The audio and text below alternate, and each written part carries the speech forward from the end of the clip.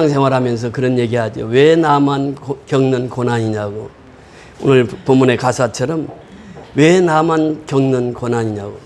불평하지 마세요. 고난의 뒤편에 있는 주님이 주실 축복 미리 보면서 감사하세요. 참 쉬운 말은 아니죠. 고난이 닥쳐오고 어려움이 닥쳐오면은 주님이 주실 축복을 바라보면서 감사한다는 게 쉬운 문제는 아닙니다. 그러나 우리가 그렇게 할 수 있다는 거예요. 그렇게 살 수 있다는 것입니다. 왜 이런 슬픔 찾아왔는지 원망하지 마세요. 당신은 이런 것보다 주님께 받은 은혜 더욱 많음에 감사하세요. 우리가 찬송가 가사 중에 받은 복을 세어보라고 하는 말씀 있잖아요. 우리가 이제 참 어렵고 힘들 때마다 하나님께서 나에게 주신 복이 무엇인가 그 세어보면은 다 그 어려움을 극복하고 나갈 수 있게 되는 줄 믿습니다. 그래서 불평하지 말라는 거예요. 원망하지 말라는 것이에요. 감사하라는 것입니다. 너무나 견디기 힘든 지금 이 순간에도 주님이 일하고 계시잖아요. 그렇잖아요. 그 당시에는 몰라요. 근데 주님이 그 시간에도 일하고 계시는 거예요. 시간 순간 남들은 지쳐 앉아 있을지라도 당신만은 일어서세요. 예수 믿는 당신은 일어서야 된다는 거예요. 남들은 다 지쳐서 참 요즘에 살기 힘들다고 지쳐 앉아 있을지라도 당신만은 일어서세요. 그러면서 후렴 가사가 무엇입니까? 힘을 내세요. 힘을 내세요. 주님이 손잡고 계시잖아요. 그렇잖아요. 주님이 나와 함께 하시고 나를 손잡고 계신단 말이죠. 이사야 선지자를 통해서 말씀하시잖아요. 두려워 말라 내가 너와 함께함이니라. 놀라지 마라 난 내 하나님이 됩니다. 내가 너를 굳세게 하리라. 참으로 너를 도와주리라. 참으로 나의 의로운 오른손으로 너를 붙들리라. 이사야서 41장 10절을 통해서 우리에게 말씀하시잖아요. 그러니까 어렵고 힘들 때마다 주님이 내 손 딱 붙들고 계시다. 이것을 우리가 믿고 살자고 하는 거예요. 그럼 힘이 난다는 거예요. 세상에는 사람의 힘을 나에게 줄 사람이 아무도 없습니다. 깊은 병에 들어있을 때에 도움을 줄 수 있는 사람은 오직 하나님밖에 없어요. 사람은 줄 수가 없어요. 사람은. 아무리 훌륭한 의사라도 죽음의 병에서는 그 의사가 손을 쓸 수가 없는 법이에요. 그러니까 하나님만이 힘이 되어 주시는 거예요. 그러니까 하나님이 나의 의로운 손으로 나의 손을 나를 붙들고 계신다고 하면 힘이 절로 나는 것이죠. 그래서 힘이 나는 거예요. 힘을 내세요. 힘을 내세요. 주님이 손잡고 계시잖아요. 주님이 나와 함께함을 믿는다면 어떤 역경도 어떤 고난도 이길 수 있다는 것이에요. 임마누엘 신앙이 최고의 신앙입니다. 여러분 신앙의 선배들 보세요. 고난 안 당한 선배들이 누가 있습니까? 아브라함부터 살펴볼까요? 아브라함이 복의 근원이고 축복의 대상이 축복의 근원이라고 하는데 아브라함이 고난이 없었어요? 하나님께서 내가 너에게 아들을 주리라 말씀하셨어요. 근데 10년이 지나도 20년이 지나도 아기가 없는 거예요. 그러니까 사라가 얘기하는 거예요. 저 몸종 하갈에 가서 내 씨를 받아달라고. 내가 이 경수 끊어지고 이제 나는 아기를 출산할 수 없으니까 몸종이를 통해서라도 내 아들 받고 싶다고. 그래서 태어난 아들이 누구예요? 이스마엘. 창세기 16장 마지막 절에서 17장 1절 보세요. 딱 한 절 사이에요. 근데 하나님이 13년 동안을 침묵하고 계십니다. 왜? 아브라함 뜻대로 했거든. 사라의 뜻대로 했거든. 인간적으로 했거든. 그 이스마엘은 태어나지 말아야 할 인간이었는데 그냥 자기들 욕심에 그 이스마엘을 얻었단 말이죠. 그러니까 하나님이 딱 그치는 거예요. 13년 동안 아무 말씀을 안 하세요. 그리고 17장으로 넘어옵니다. 그러니까 아브라함이 겪은 고난은 이루 말할 수 없어요. 그 여정을 쭉 살펴보세요. 아브라함뿐이었습니까? 이삭 역시 마찬가지였잖아요. 이삭도 그 고난 속에서 살았단 말이죠. 야곱 보세요. 야곱은 어땠습니까? 그 쫓겨나가지고 외삼촌 집에서 살잖아요. 그러니까 집 나가는 그 서름, 그리고 이제 쫓겨나간 서름, 야곱은 다 겪고 살았어요. 그래서 그 야곱은 그 부인이 몇 명이었죠?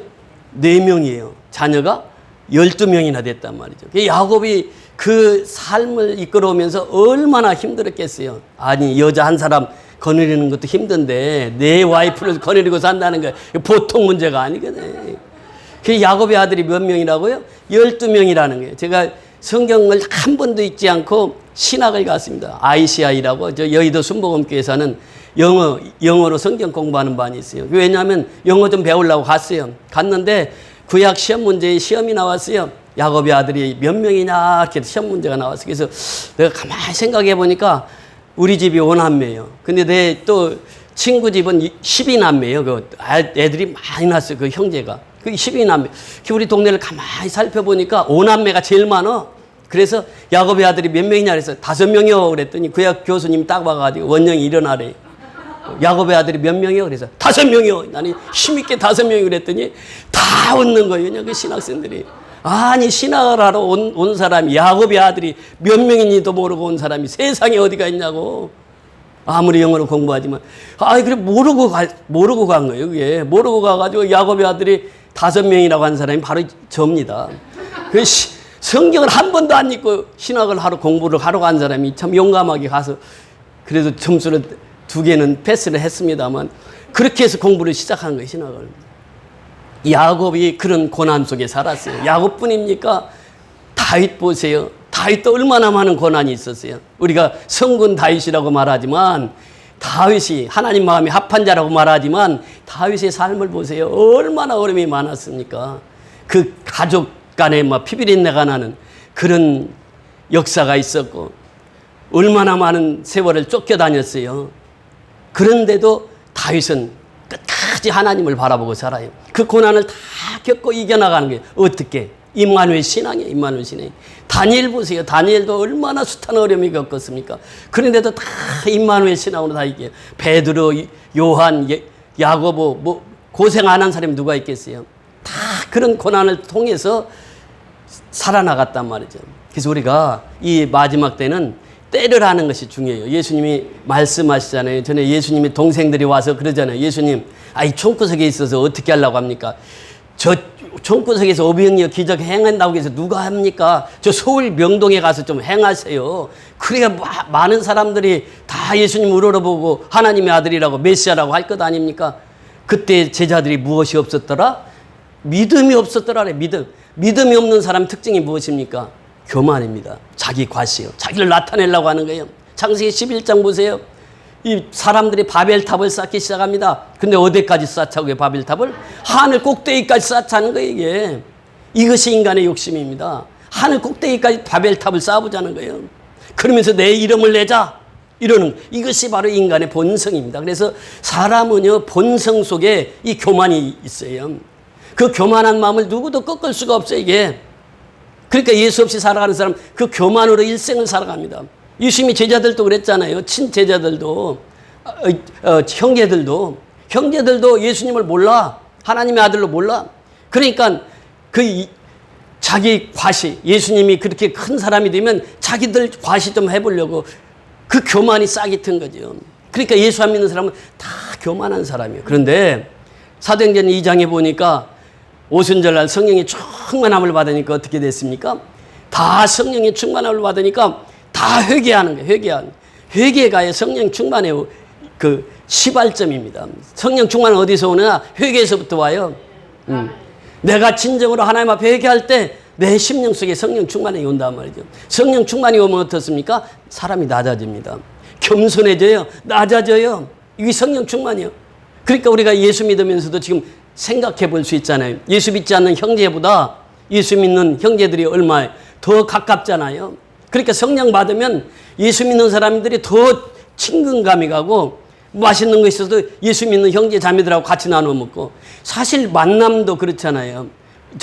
저희도 오남매라고 그랬잖아요. 오남매 만나는 날이 설날하고 추석날밖에 없어요. 그런데 여러분들은 어떻습니까? 새벽에도 만나고 어떤 사람은 10번이요 일주일에 해. 새벽, 금요, 수요, 주일 예배 10번을 만나요. 그러니까 매일 만난다. 매일. 그 영적인 가족과 세상의 형제들과는 차이가 있단 말이에요. 그 영적으로 살게 되면은 우리가 매일처럼 만나서 그 하나님의 말씀을 듣고 은혜 받고 살아가는 거예요. 그래서 우리가 이 마지막은 때를 알아야 된다. 때를. 그러니까 예수님의 형제들이 와서 그렇게 얘기하잖아요. 이제 초막절도 됐고 하니까 예루살렘에 올라가자고. 이 초막절이라는 절기는 이 마지막 절기예요. 첫 번째가 유월절이라고 하는 절기가 있습니다. 그 다음에 오순절이라고 하는 절기가 있어요. 유월절 다음에 50일째 되는 날이 오순절이에요. 오순절 지난 다음에 이제 초막절이 오거든요. 근데 3대 절기는 아주 유명한 절기예요. 그래서 유대인들은 이 3대 절기를 지키기 위해서 다 예루살렘에 모였거든. 유월절은 무엇입니까? 430년 종살이하던 그 백성들을 하나님 은혜로 출애굽을 시킨 날이에요. 그날을 기념하는 게 유월절이란 말이죠. 어린 양의 피로 이제 죄사함을 받고, 그래서 이제 어린 양의 피를 바른 가정마다 짐승의 첫 새끼가, 장자의 죽음이 없고 피했단 말이죠.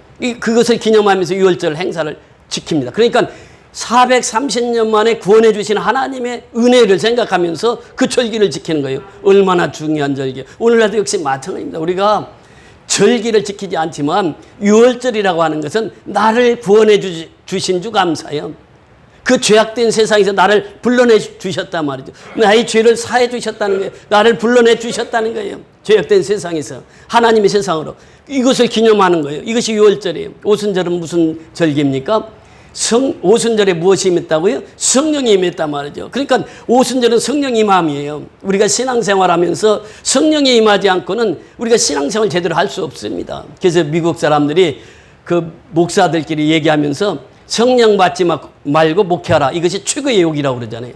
성령 받지 않고 목회를 하게 되면요, 인본주의로밖에는 목회를 할 수가 없어요. 성령의 역사가 없이는 성경을 제대로 바라볼 수가 없습니다. 성령의 역사 없이는 예수의 피가 보이지가 않아요. 십자가가 보이지 않는단 말이죠.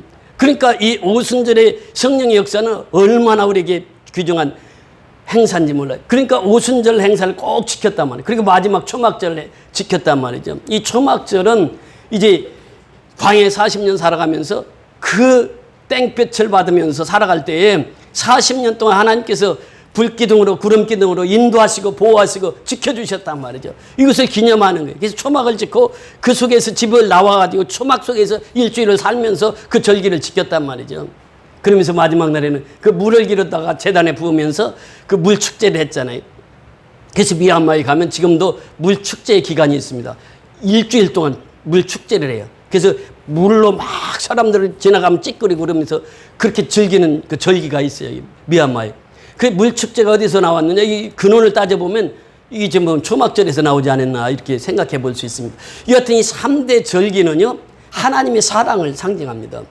그러니까 하나님의 사랑이 없이는 우리는 구원받을 수 없다는 거예요. 하나님의 사랑 없이는 성령의 역사를 체험할 수 없다는 거예요. 하나님의 사랑 없이는 이제 그 광야 40년사를 지나올 수 없다는 것이죠. 두 번째는 하나님의 은혜입니다. 우리가 살아가는 게 전적인 하나님의 은혜입니다. 하나님의 은혜가 없이는 살아갈 수가 없어요. 공기 주심도 누구의 은혜요? 하나님의 은혜요. 우리가 숨을 쉬고 있는 것도 하나님의 은혜란 말이에요. 내가 이제 건강해서 주님 앞에 나와 있다, 예배 드릴 수 있다, 이것도 하나님의 은혜라는 거예요. 하나님의 은혜요. 그 다음에 한 가지는 뭐냐? 하나님의 사랑, 하나님의 은혜. 또 한 가지 더 보면은 이제 하나님께 감사하는 거예요. 그 절기 때마다 우리는 뭐냐? 하나님께 감사하자는 거예요. 유월절을 통해서 나를 구원해 주신 주 감사. 오순절을 통해서 성령 충만함을 내게 허락해 주심을 감사. 초막절을 통해서 광야 40년사를 하나님께서 나를 보호해 주시고 지켜주신 것에 감사.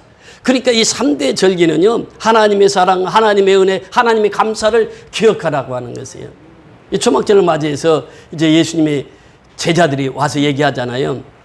예루살렘에 올라갑시다. 그러니까 예수님께서 말씀하십니다. 지난주에 같이 말씀을 보았는데요. 보세요. 지난주에 본 말씀 중에서 7장 6절 한번 보십니다. 7장 6절. 본문 7장 6절 시작. 예수께서 이르시되 내 때는 아직 이르지 아니하였거니와 너희 때는 늘 준비되었느니라. 8절 내려가서 보십니다. 너희는 명절에 올라가라. 내 때가 아직 차지 못하였으니 나는 이 명절에 아직 올라가지 아니하노라. 이 때라고 하는 문제예요. 때가 참 중요합니다. 지난주에 말씀을 드렸잖아요.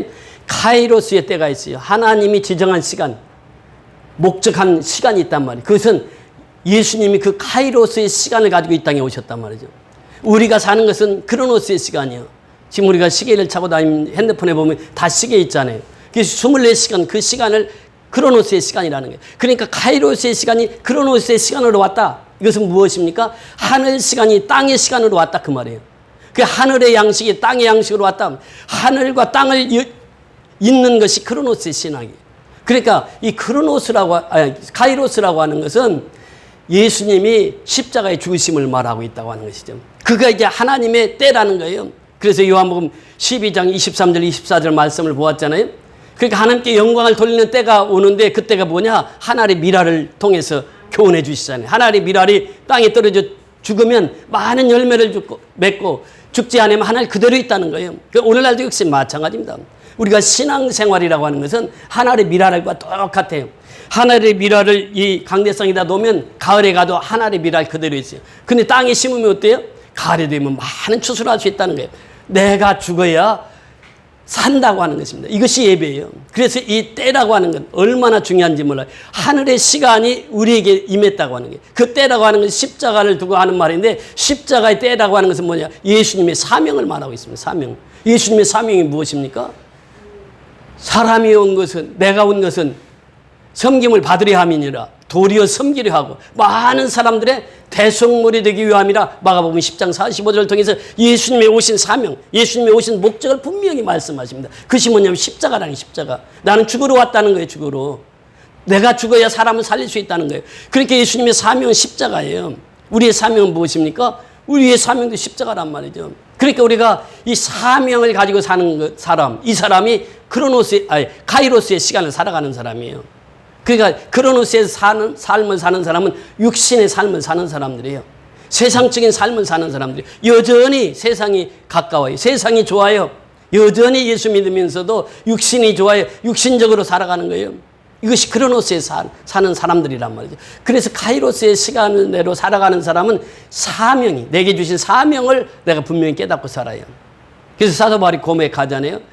그런 정도든지 그리스도 안에 있으면 뭐라고요? 새로운 피조물이라 이전 것은 지나갔으니 보라 새 것이 되었도다. 그러면서 18절 이하에 보면은 그렇게 말씀하십니다. 고린도후서 5장 18절. 모든 것이 하나님께로서 났으니 그래요. 모든 것이 하나님께로 난 거예요. 불 한 포기도 하나님께로 난 거예요. 공기도 하나님께서 주신 거예요. 모든 것은 다 하나님께로 났다는 것이에요. 그러면서 그가 그리스도로 말미암아 우리를 자기와 화목하게 하시고 또 우리에게 화목하게 하는 직분을 주셨으니, 예수가 이 땅에 오신 목적이 뭐예요? 하늘과 땅을 연결하는 거예요. 하늘과 땅을 화목하는 것이 예수님의 십자가예요. 예수님의 사명이라는 거예요. 근데 화목한 직분을 누구에게 주셨다고요? 우리에게 주셨다는 거예요. 우리에게. 그러면서 19절에 보니까 곧 하나님께서 그리스도 안에 계시사 세상을 자기와 화목하게 하시며 그들의 죄를 그들에게 돌리지 아니하시고 화목하게 하는 말씀을 우리에게 부탁하셨느니라. 예수님이 이 땅에 오신 목적은 화목하게 하기 위함이라. 하나님과 화목하기 위함이라. 죄 때문에 하나님과 화목하지 못했는데 그 죄를 사해 주심으로 말미암아 우리가 화목하게 되었다는 것이에요.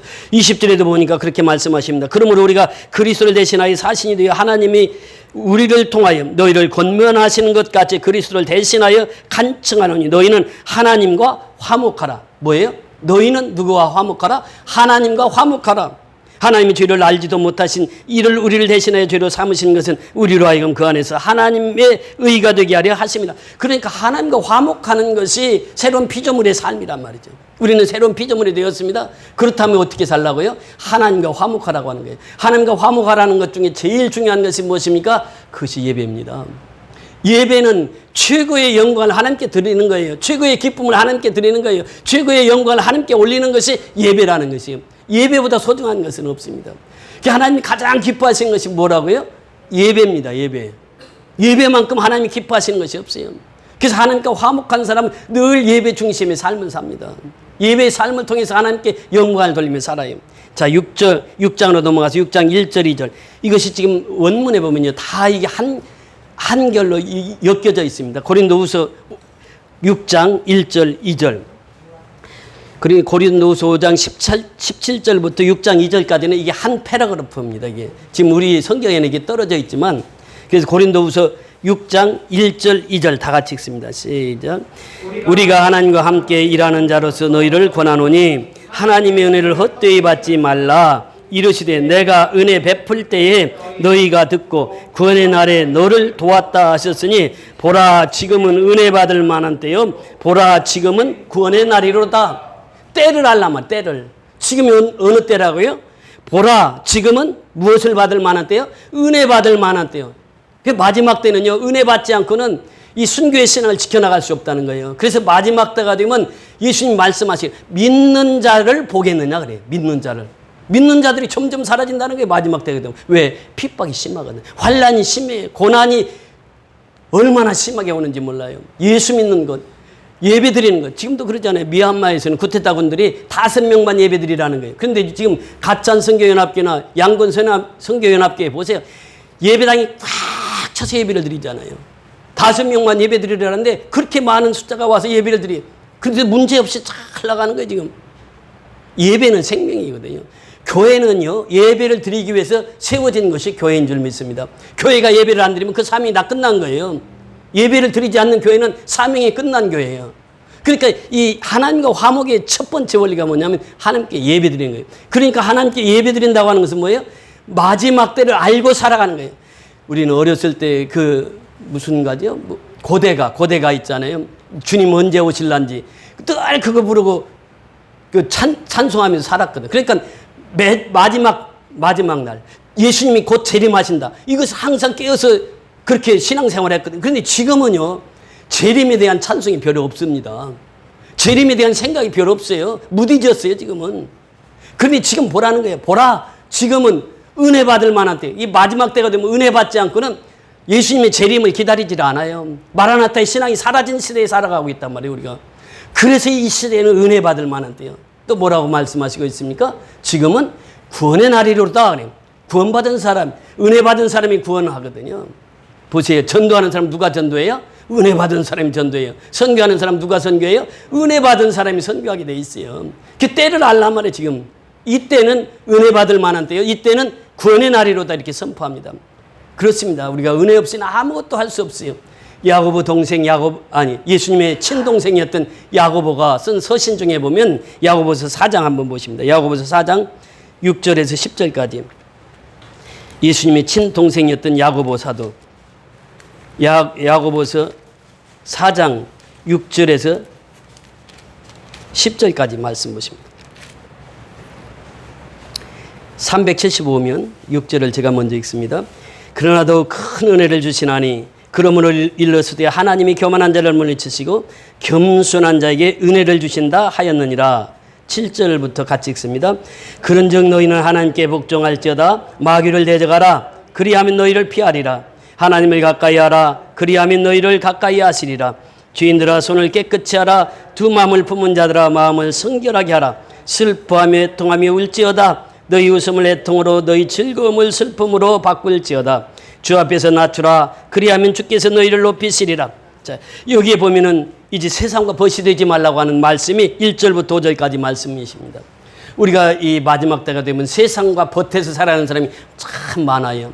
육신만을 위해서 사는 사람이 많아요. 예수를 믿으면서도 세상과 벗이 되어서 살아가요.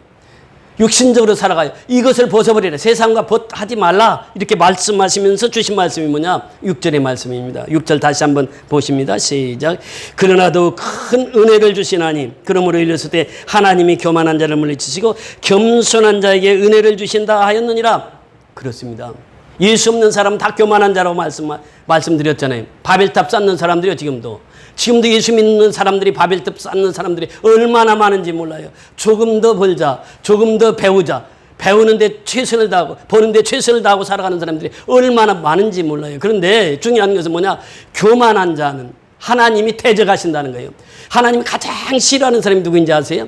교만한 사람입니다. 예수를 믿어도 교만한 사람이 있어요. 왜? 예수보다 자기가 먼저 가는 사람은 다 교만한 사람이에요.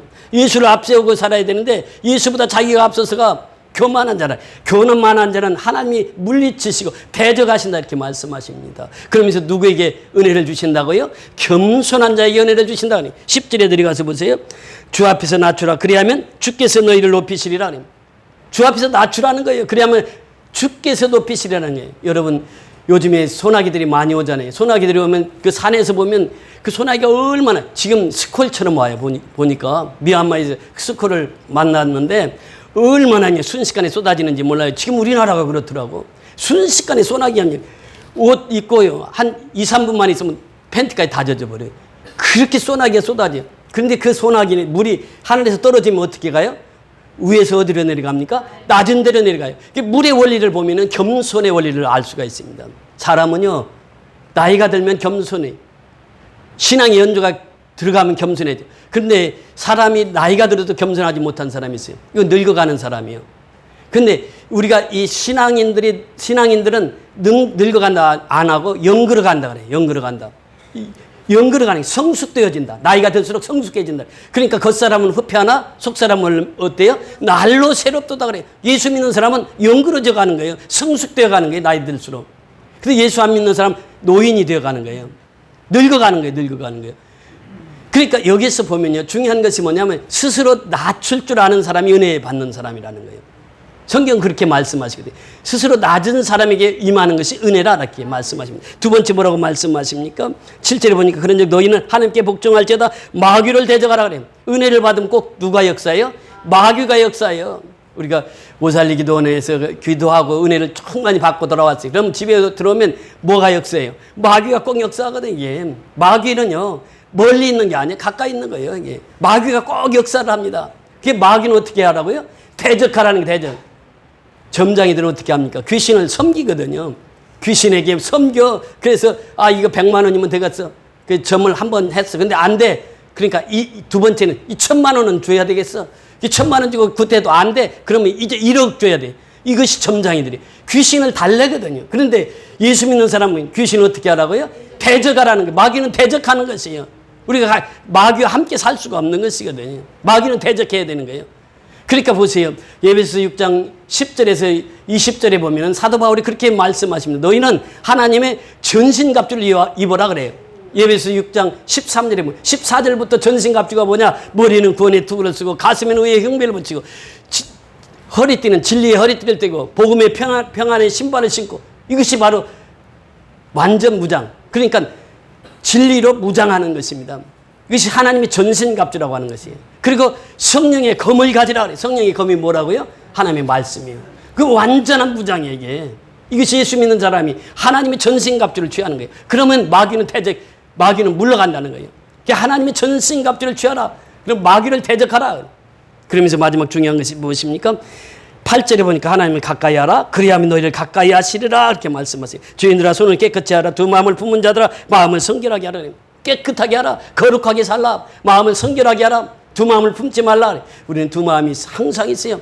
하나님께로 향한 마음이 있고 세상으로 향하는 마음이 있어요. 하늘의 마음이 있고 땅의 마음이 있어요.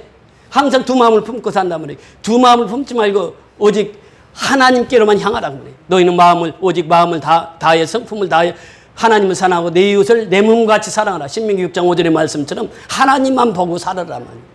이것이 바로 야고보서들을 통해서 우리에게 주시는 교훈의 말씀입니다. 오늘 예수님께서 이제 예루살렘에 입성하게 됩니다. 형제들에게 그랬잖아요. 내 때가 아직 안 이뤘다. 그러면서 형제들을 먼저 보냈어요.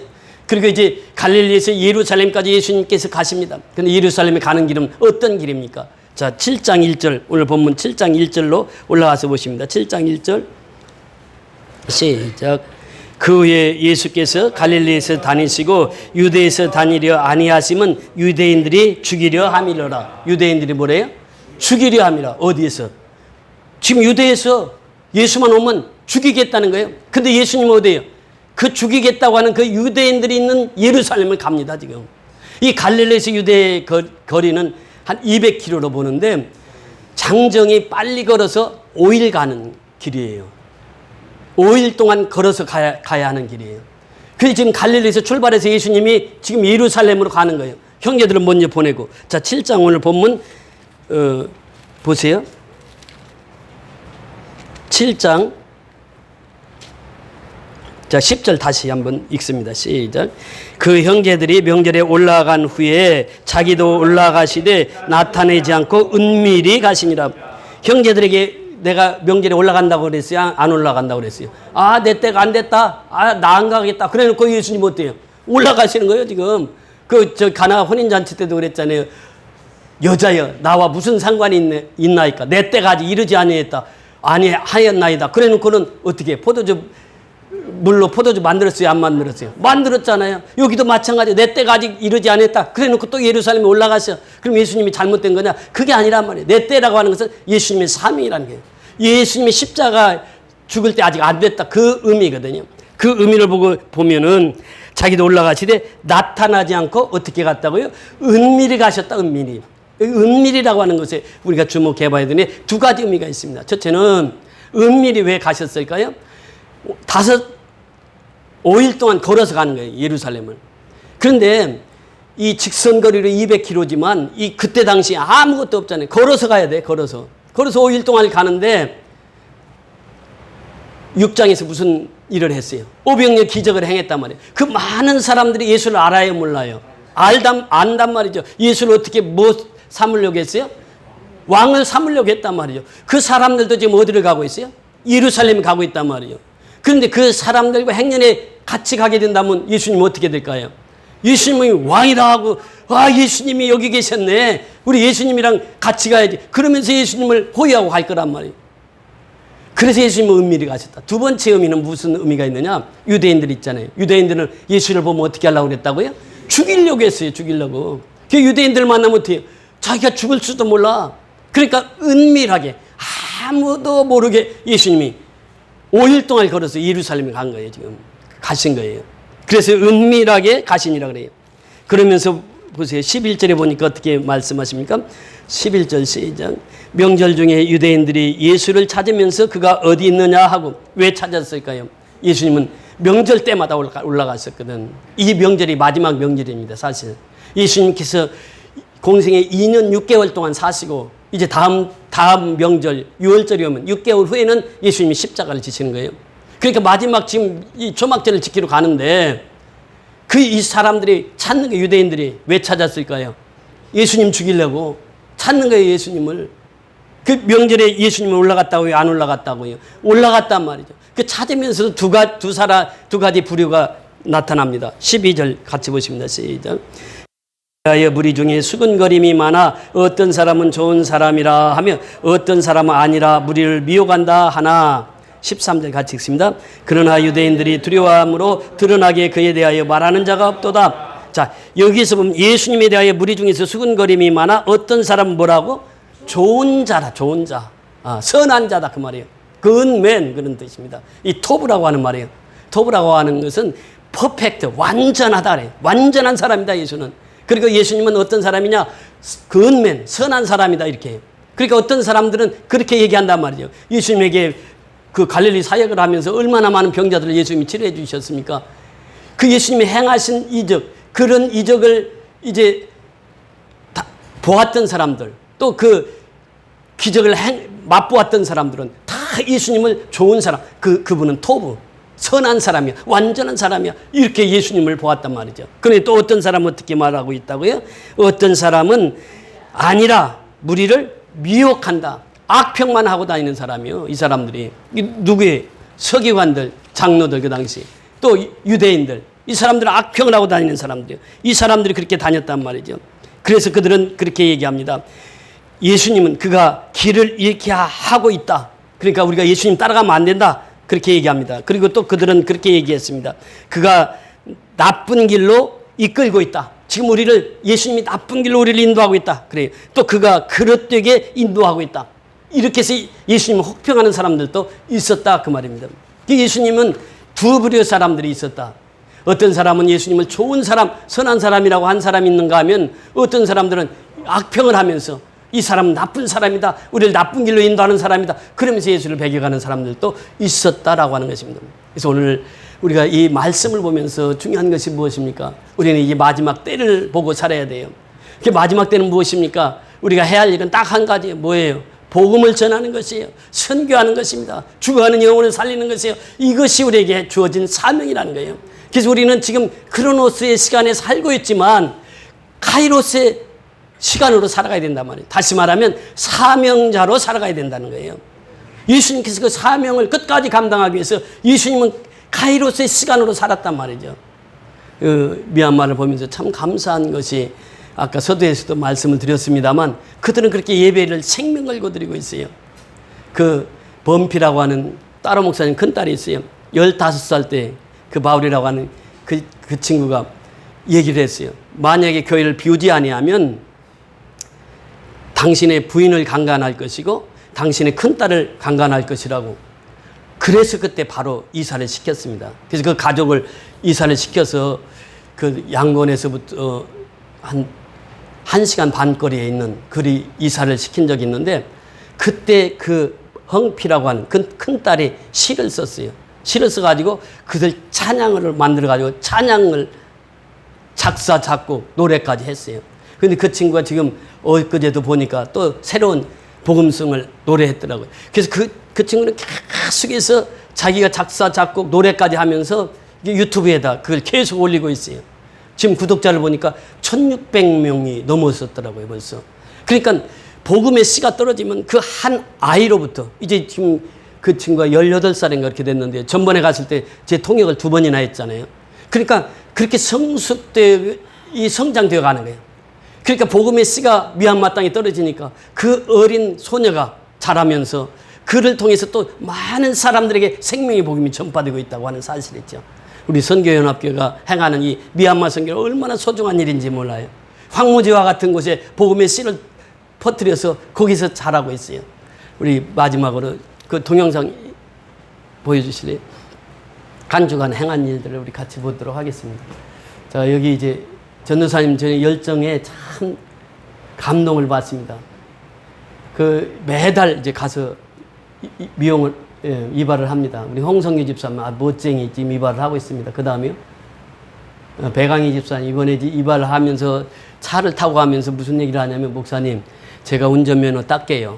목사님 운전하시지 말고 뒤에 앉으시고 제가 이제 운전면허 따가지고 교회차 운전할게요. 배 집사님 운전면허 따셨어요? 87살이시요. 87살인데 자기만 운전면허증이 없대, 자기 집에서. 그래서 운전면허증 따가지고 교회차 운전하고 다니신데 내가 얼마나 위로를 받았는지 몰라요. 87세 되신 우리 집사님이 운전면허 따신다고 그래요. 그 다음에 이강시 집사 아주 멋쟁이로 만들어 주셨습니다. 그 다음 이제 차에서 내리는 장면이요. 그 다음이요. 이 지금 잘 보이시죠? 박대현 성도님이신데, 이분이 처음에 갔을 때 그 전립선 암으로 이제 수치가 3,000까지가 PSA 수치라는 게, 저도 전립선 암 3기를 수술했잖아요. 저는 전립선을 다 떼어내버렸는데, 이분은 수술할 수 있는 상황이 아니라, 그래서 이제는 이번에 갔더니 다 자기가 마지막 유언까지 다 남겼었다고 그러더라고요.